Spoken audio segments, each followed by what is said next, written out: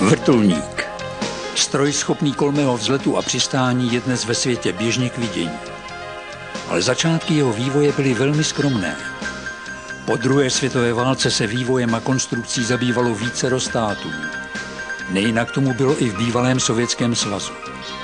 Tady byly na začátku 50. let založeny postupně 4 konstrukční kanceláře. A to Bratuchynova, Jakovlevova, Milova a Kamova. Nejznámější je asi OKB, nesoucí jméno Michaila Milla. Ale my se budeme věnovat především Nikolaji Kamovovi. Ten totiž přišel s originálním řešením. Od začátku se všechny jeho konstrukce vyznačují 2 protiběžnými koaxiálními rotory umístěnými nad sebou. Kancelář nesoucí jeho jméno vznikla v roce 1948 po velmi skromných začátcích.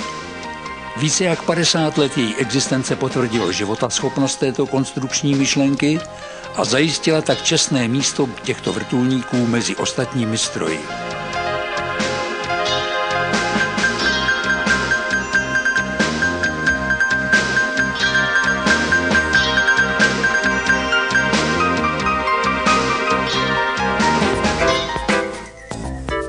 Mezi jeho první konstrukce patřil stroj, který se měl uplatnit především v národním hospodářství a v armádě. Měl být velmi jednoduchý na pilotáž a přitom nenáročný na údržbu. Proto Kamov zvolil právě tuto originální konstrukci, která přináší velmi dobrou ovladatelnost a obratnost. Vrtulník měl trubkovou kostru a 2 plováky pro přistání. Po prvních zkušebních letech K8 velmi překvapil, protože nepotřeboval prakticky žádné úpravy. Tento stroj přinesl Kamovovi uznání a stal se popudem k založení jeho vlastní konstrukční kanceláře.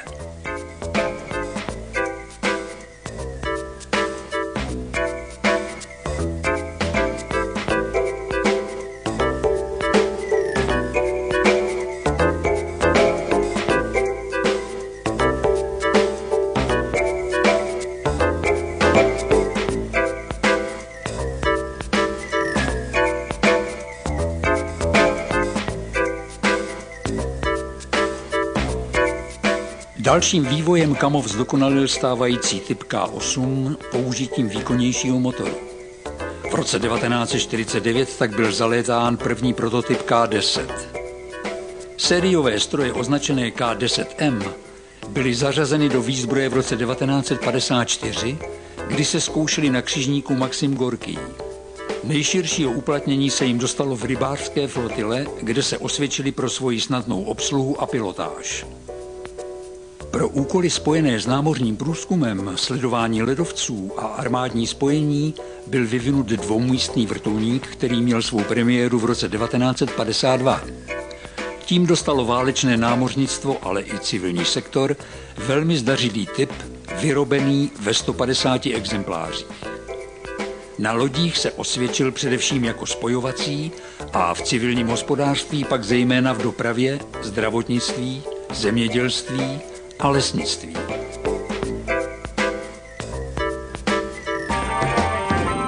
V 60. letech bylo třeba čelit podle požadavku armády vzrůstající hrozby amerických atomových ponorek s balistickými raketami Polaris na palubě. Protože sovětský průmysl nedokázal vyvinout klasickou letadlovou loď, muselo se jít cestou jistého kompromisu. Tak vznikly vrtulníkové křižníky, jak je označuje sovětská terminologie. Byla zahájena výroba 2 křižníků Moskva a Leningrad a pro ty měl Kamov sestrojit odpovídající stroje, jejíž primárním úkolem měl být boj s ponorkami v dostatečné vzdálenosti od operačních svazů.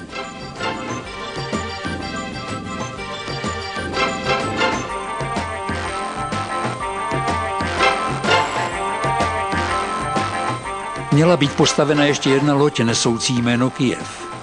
Na nich byly od roku 1967 umístěny nové stroje, označované K-25. Ty pak sloužily i na dalších lodích válečného námořnictva.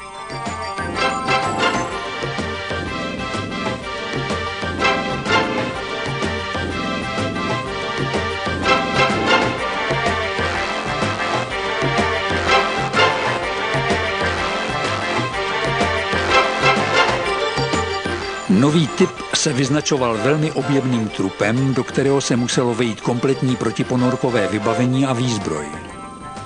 Stroj nesl hlubinné bomby, torpéda, akustické boje a detektor magnetických anomálií. Pro případ nouzového přistání na vodě nesl na podvozkových nohách nafukovací pontony. Turbohřídolové motory GTD3 se vyznačovaly velmi výhodným poměrem výkonu k hmotnosti, což se projevilo i v jeho výborných letových vlastnostech.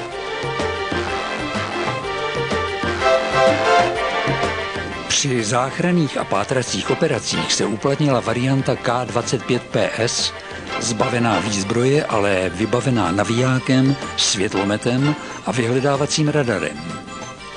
Pro navádění protilodních střel za horizont byl instalován radiolokátor s větší anténou do nové verze K-25T. Rotory všech verzí měly sklopné listy pro snazší manipulaci na palubách lodí a byly vybaveny protinámrazovým zařízením. Celkem bylo vyrobeno 460 strojů všech verzí, které sloužily více jak 20 let k plné spokojenosti hlavního zákazníka, tedy vojenského námořnictva.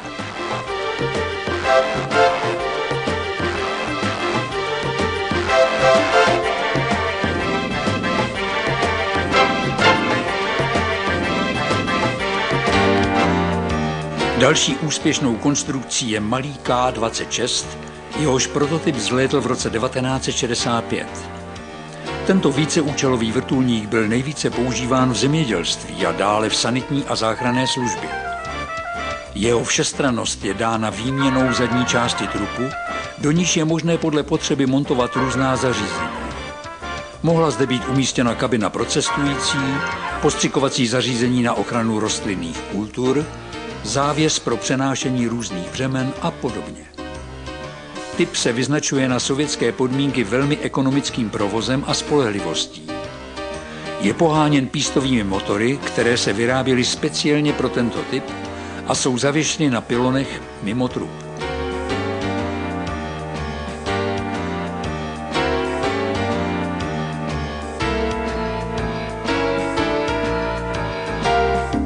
Vznikly i jeho modernizované verze K-126 a 226. Hlavní odlišností u 126 je jen jeden turbohřídlový motor umístěný v ose trupu. U 226 jsou instalovány americké motory a přístrojové vybavení. Lze ho tedy vybavit přesně podle přání zákazníka inovovanými motory, avionikou a ostatními celky tak, aby vyhověl současným požadavkům. Práce na novém typu, který měl v budoucnu nahradit K-25, započaly v roce 1969. Tvůrci vycházející ze stávající koncepce navrhli celkově větší konstrukci s objemnějším trupem. Ten dostal označení K-27 a jeho operační zkoušky se uskutečnily v Baltském moři v roce 1981. Na začátku 90. let disponovalo sovětské námořnictvo přibližně 100 vrtulníků tohoto typu v protiponorkové verzi PL.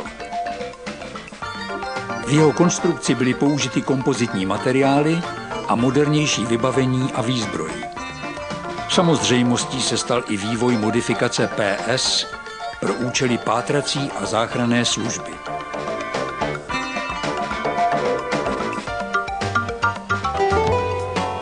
Pro přepravu námořní pěchoty a její palebnou podporu je určena verze K-29TB.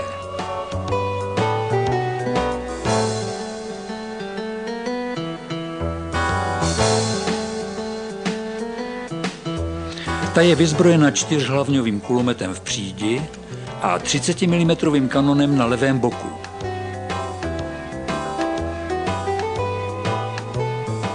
Na závěsnicích dále nese raketnice pro neřízené pumy a protitankové střely. Verze K-29TB má za úkol přepravu a palebnou podporu námořní pěchoty.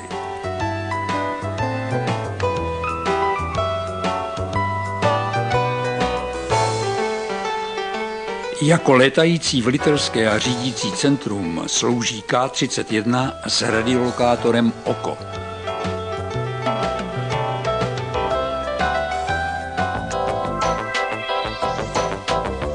Pro civilní použití byla vyvinuta varianta K-32.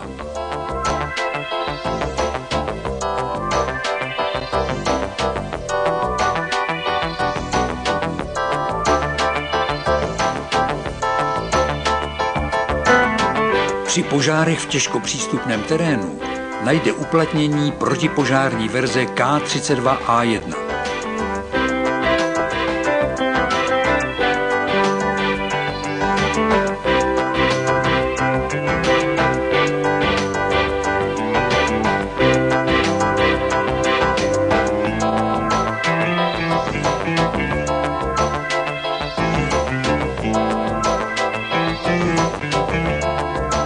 U pohraničních vojsk je zaveden K-32A7, vycházející ze záchranné a pátrací verze.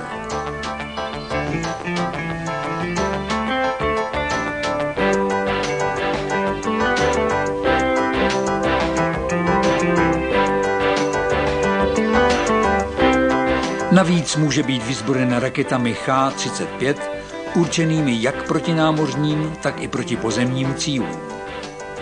Do výzbroje patří i kanonové kontejnery a neřízené rakety. Pro sledování pohybů ledové vrstvy v polárních oblastech, pátrací a záchranné akce na moři je určen K-32S. Aby bylo možno s vrtulníkem lépe manipulovat na palubě lodi, má skládací rotorové listy.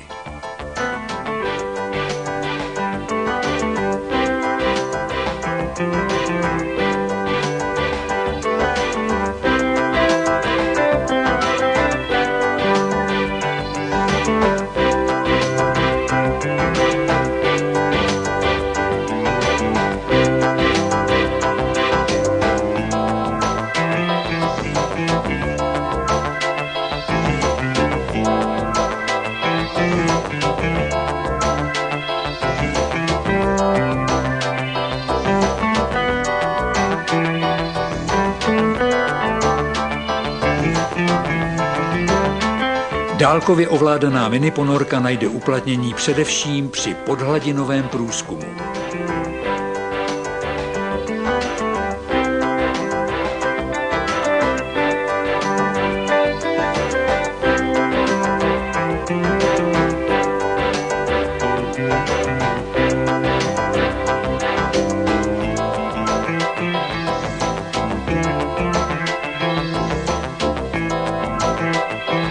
Kvalitní radionavigační vybavení je nutné pro plnění náročných úkolů v drsných klimatických podmínkách za severním polárním kruhem.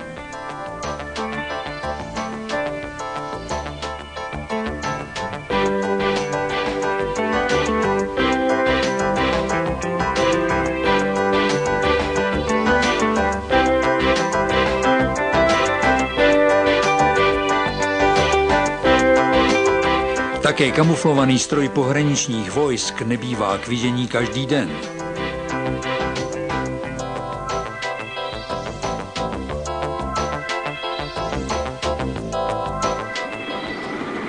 Díky své univerzálnosti nacházejí tyto vrtulníky široké uplatnění v civilním sektoru, a to při nejrůznějších příležitostech, jako při záchranné operaci v hustě zastavené městské části.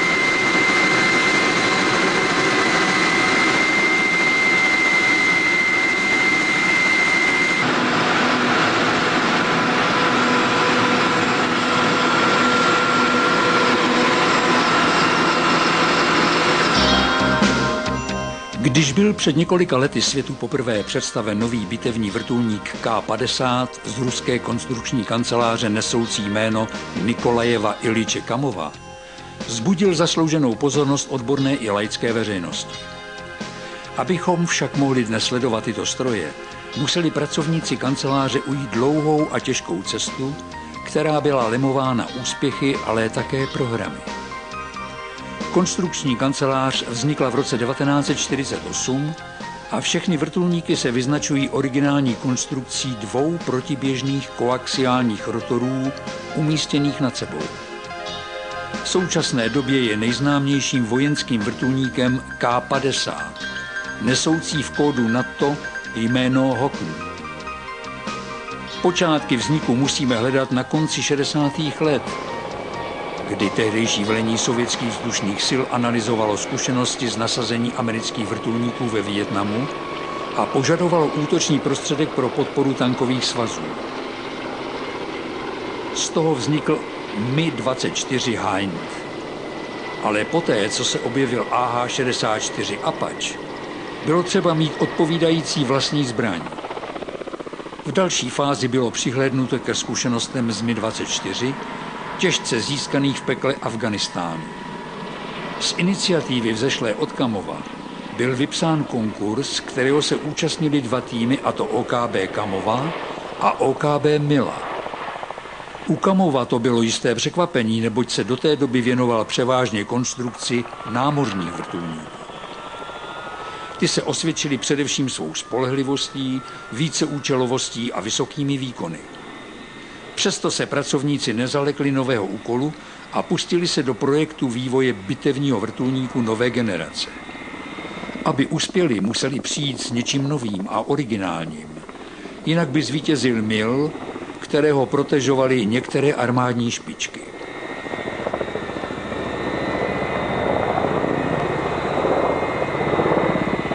Postupně vzniklo několik projektů líšících se jak konstrukčním uspořádáním, tak i výzbrojí a motory.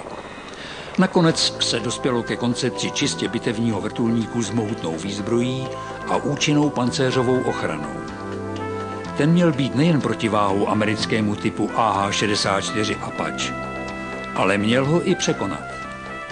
Tehdy na počátku 70. let přebírá vedení po zesnulém Nikolaji Kamovovi jeho spolupracovník Sergej Michejev, který vede kancelář až do dnešních dnů.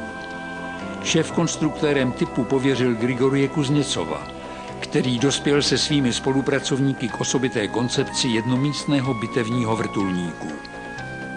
Nový vrtulník, charakteristický dvěma protiběžnými rotory nad sebou, přináší hned několik výhod, zejména lepší využití motorů, snadnější ovladatelnost a vyšší obratnost spolu s menší zranitelností dosaženou absencí ocasní vrtule. Jsou tu i výhody v letových obratech, kdy vrtulník může nenadále měnit směr letu spolu s rychlostí a výškou. Koncepce má i své nevýhody, kterými jsou například vysoká rotorová hlava a tím zvětšený radarový odraz. Jednomístná koncepce si vynutila vyvinutí unikátního pilotážně navigačního komplexu pro řízení jedním pilotem. Zkušenosti již byly z námořních vrtulníků řady K-27 a řady K-29, ale nové zařízení mělo umožňovat plně automatický let a pilotovi tak ulehčit práci ve vypjatých situacích.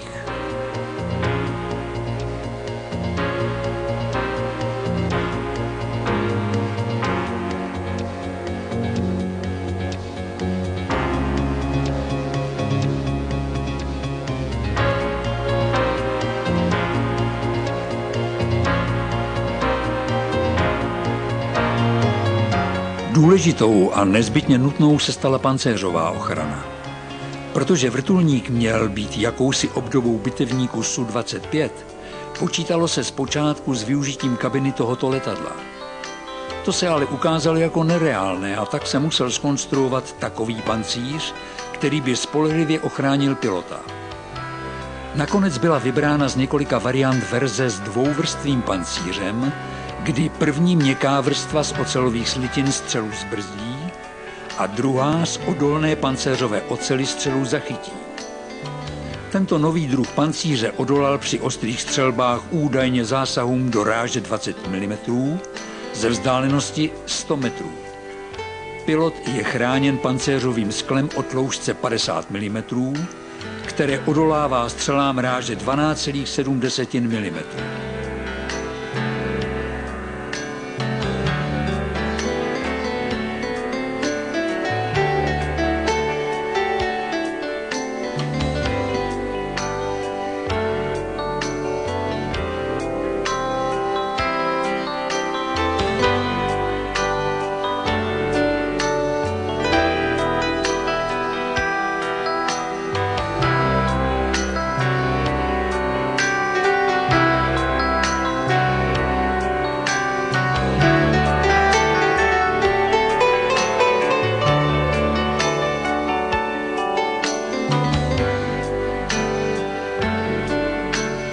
Speciální kompozitové materiály jsou použity v konstrukci trupu se stěnami o tloušťce až 75 mm.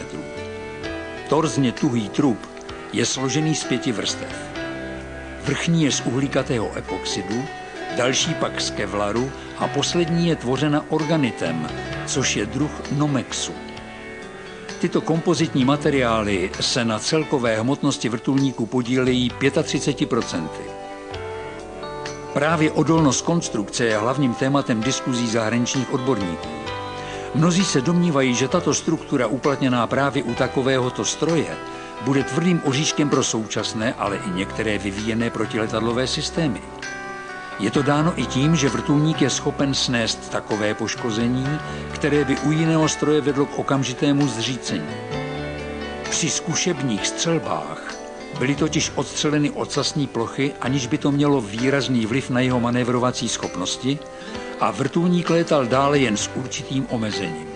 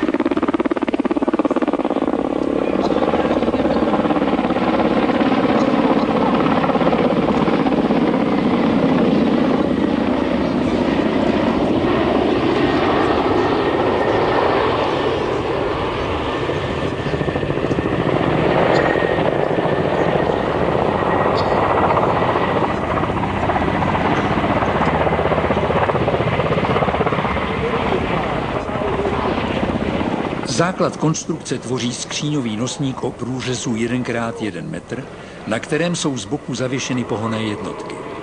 Velká vzdálenost motorů od sebe vylučuje jejich vyřazení jedním zásahem.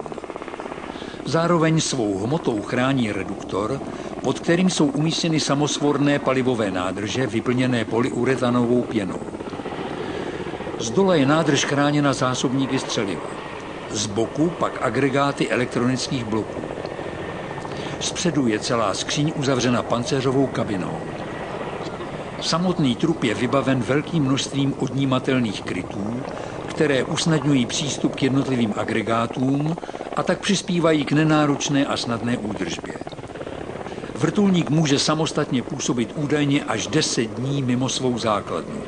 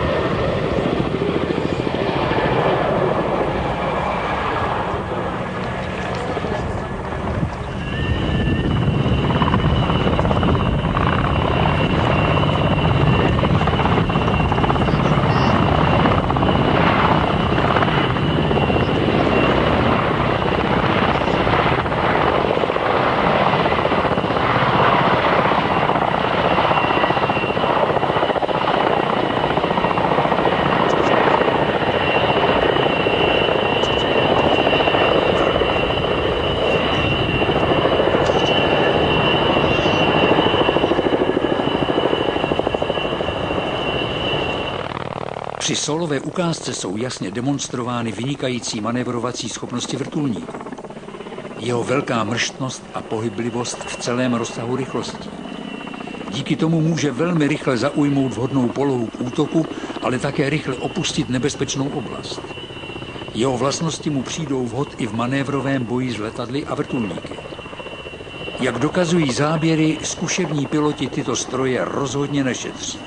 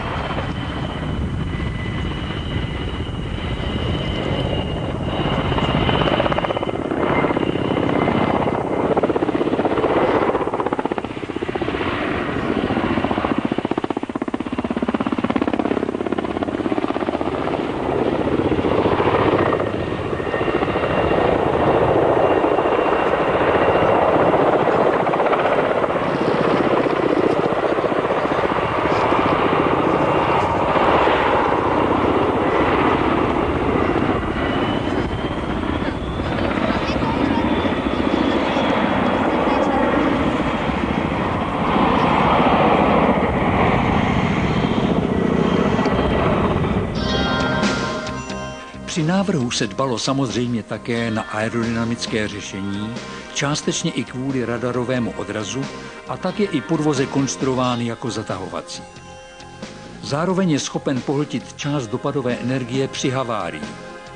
Samotný radarový odraz je menší než u klasického stroje díky tvarování a potaženým materiálům z kompozitů.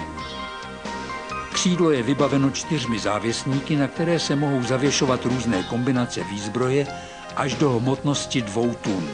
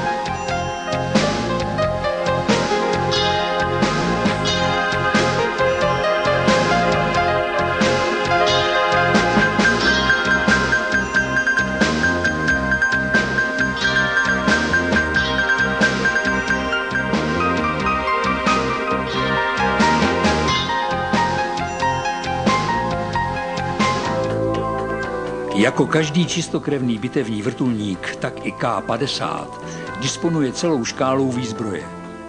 Jeho základní výzbroj tvoří nadzvukové protitankové řízené rakety Vichر, naváděné laserovým paprskem. Mají dosah 10 km a probíjejí pancíř o dloužce až 900 mm. Jsou naváděny elektrooptickým systémem Škval, umístěným v přídi stroje, který umožňuje sledovat cíl na velkou vzdálenost, a to v prašném a zadýmeném prostředí. Integruje v sobě laserový dálkoměr a ozařovač cílů s televizní kamerou o velké rozlišovací schopnosti.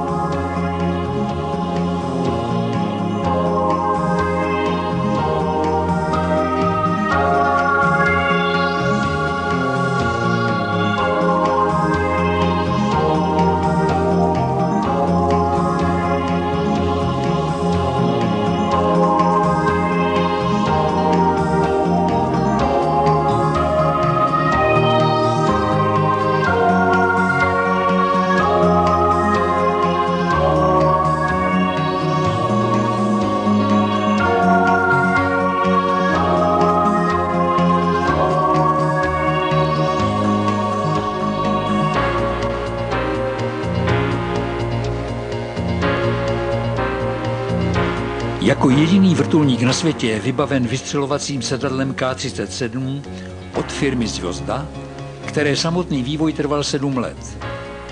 Při katapultáži dojde nejprve k pyrotechnickému oddělení rotorových listů a odhozu vrchní částí kabiny a poté je sedačka s pilotem vytažena ven pomocí raketového motoru. HOK může být vyzbrojen zejména raketnicemi pro neřízené rakety, kanonovými kontejnery, řízenými střelami vzduch-země nebo protiletadlovými raketami. Palubní výzbroj tvoří jednohlavňový kanon 2A42 ráže 30 mm, používaný běžně v bojovém vozidle pěchoty. Zvláštností je jeho lafetace na pravém boku trupu. Rozsah náměru je srovnatelný s kanonem na AH-64 Apache, ale v odměru je to pouze 15 stupňů.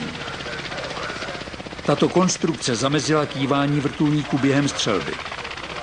Směrové zaměřování se totiž provádí celým vrtulníkem a to spolu s přilbovým zaměřovačem přispívá k poměrně vysoké přesnosti střelby. Pro lepší zaměření lze závěsníky hydraulicky sklopit o několik stupňů.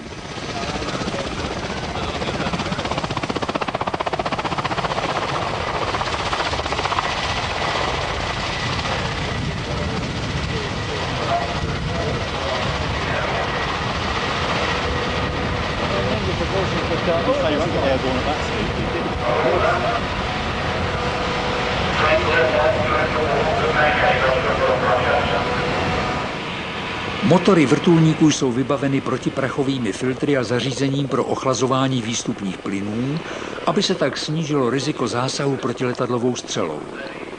Na koncích křídel je doplňují ještě výmetnice klamných infračervených cílů.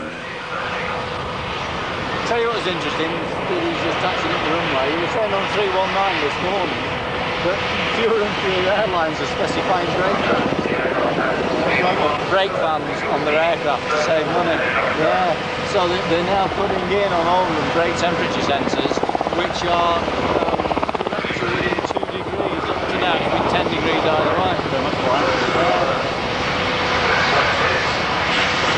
You just can't believe it. I mean, I thought the civil aviation industry had learned its lesson in the 1960s with that Swiss Caravelle that took off. Yeah.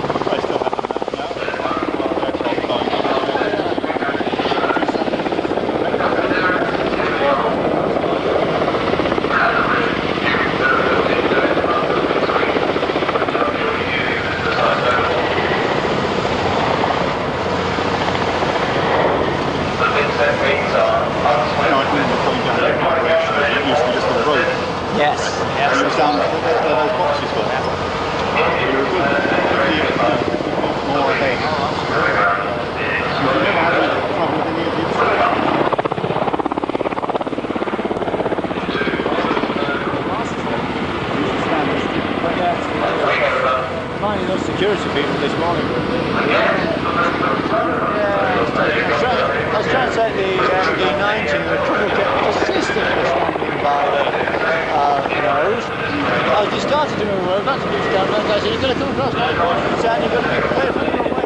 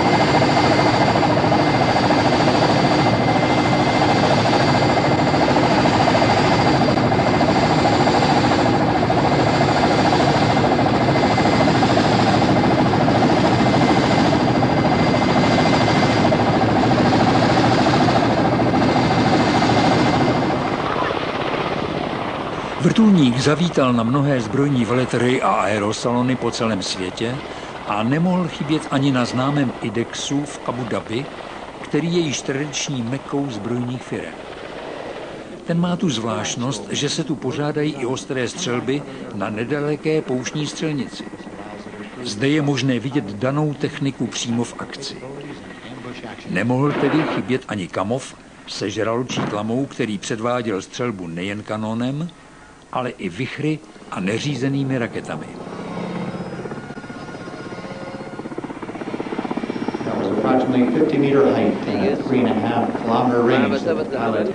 وزيادة إمكانياتها التكتيكية عند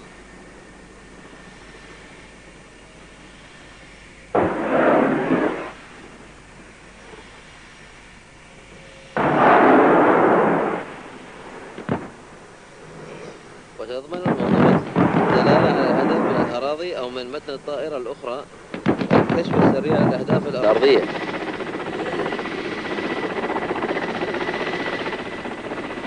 مضادة للدبابات فيجز.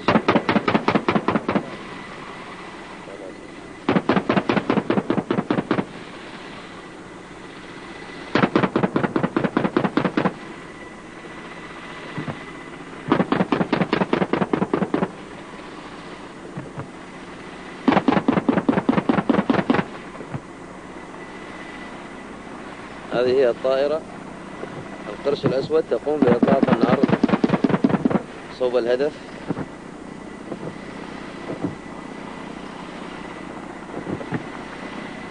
تتوجه الصواريخ نحو الهدف بالنظام الأوتوماتيكي.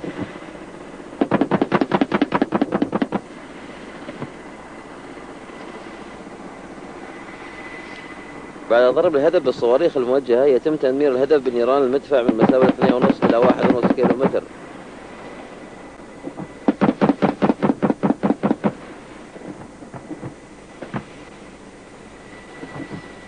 الطائرة بلاك شارك صناعة روسية.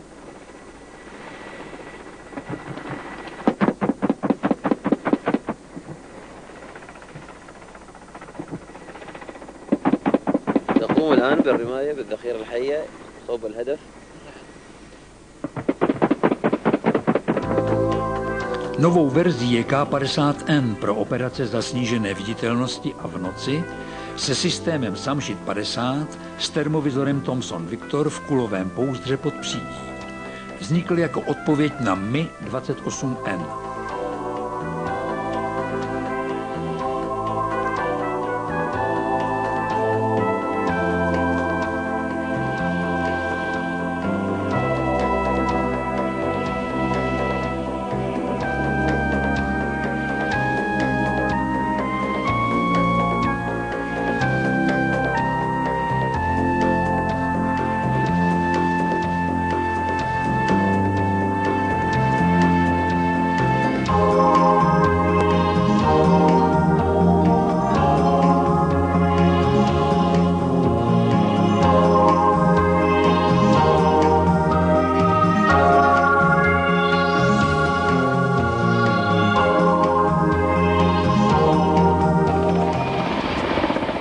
Úkřesci tyto bitevní vrtulníky odbývají v horkém Čečensku, kde je v praxi zkoušejí vojskoví piloti. Zatím se hovoří o nasazení 3 strojů. Až budoucnost ukáže, jak se osvědčí. Rusové se s ním například účastní i výběrového řízení v Turecku, které chce zakoupit až 145 strojů a kde dokonce postoupili do užšího kola. Tato verze má označení Erdogan a je vybavena izraelskou avionikou a výzbrojí, ale může být zabudována i ruská výzbroj a systémy. Vrtulníky Kamov jsou bezesporu velice výkonné, obratné a silně vyzbrojené stroje, které v současné době jen stěží hledají konkurenci. Již dnes je jisté, že o černém bitevníku ještě hodně uslyší.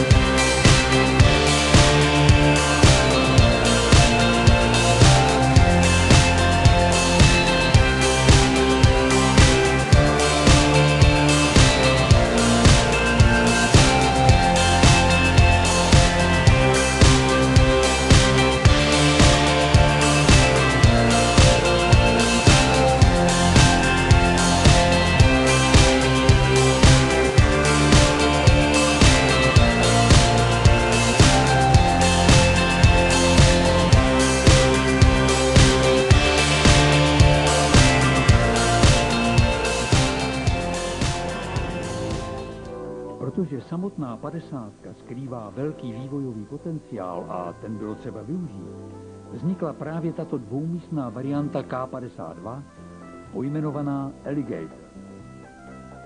Pilot a operátor sedí vedle sebe a mohou tak přímo spolupracovat.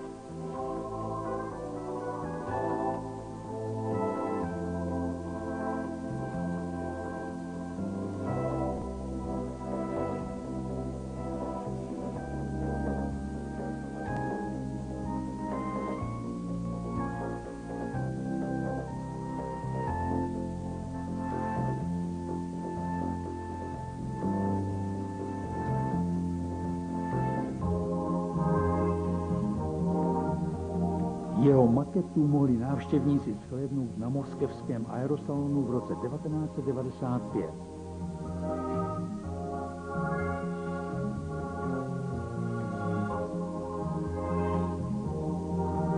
Variabilní uspořádání dovoluje do příje instalovat i radar od firmy Fazotron. Jehož obraz se promítá na jednom ze 4 vícefunkčních barevných displejů v kabině. Jeho vlastnosti se nejlépe uplatní při letech v noci a za stížených povětrnostních podmínek.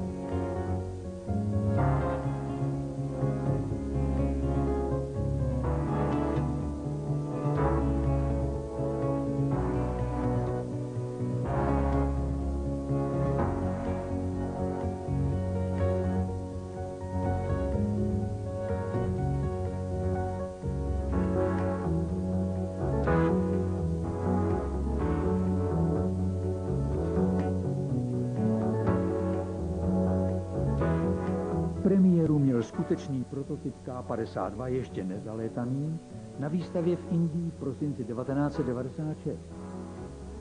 Ta hledá v současnosti vhodný typ bitevního vrtulníku. Alligator je vybaven zařízením Samšit s vyhledávací aparaturou, pracující v televizním a termovizním pásmu spojenou s laserovým zaměřovačem. V přídi je instalován termovizní systém od francouzské firmy Thomson. Dvoumístné stroje mají sloužit jako velitelské a naváděcí stroje pro úderné skupiny jednomístných kamovů. Jejich úkolem je vyhledávat a označovat jednotlivé cíle a předávat data o nich dalším bojovým prostředkům na bojišti. Mohou však plnit i samostatné úkoly.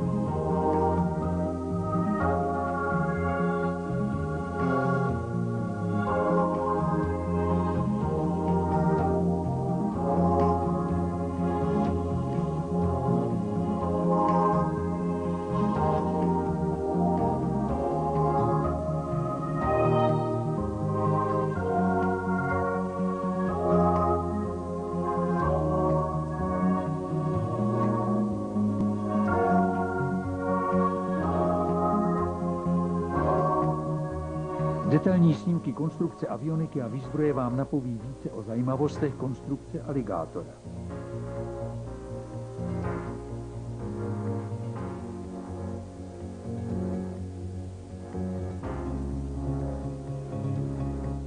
K efektivitě nasazení jistě přispívají i přilbové zaměřovače vybavené brýlemi pro noční vidění.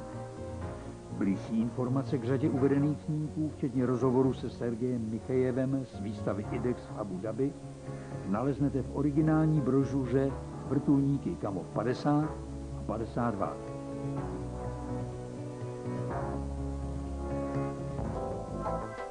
Poslední horkou novinkou je nový víceúčelový vrtulník nesoucí označení K-60 Kosatka.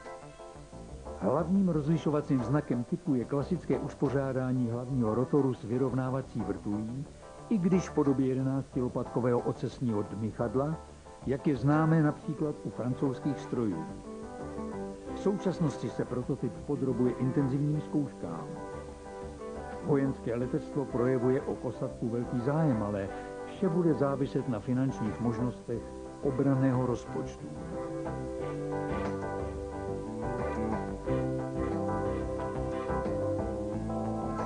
S maketou civilní verze K-62 jsme se mohli setkat již na moskevském aerosalonu v roce 1993.